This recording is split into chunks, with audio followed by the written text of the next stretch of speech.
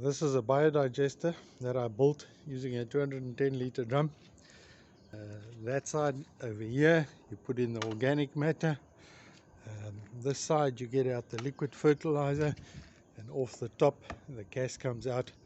The gas is stored in just a normal tube, just a tractor tube, which I've got piped with a T onto an elbow, onto a galvanized pipe with a valve and an elbow. You open the valve and you light it.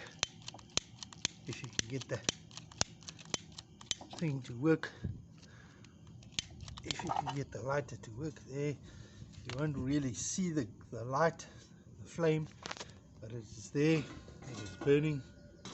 It's quite a blue flame. You got to actually see it at night. There we go. Now we've got some coffee on, and we're going to have some coffee just now.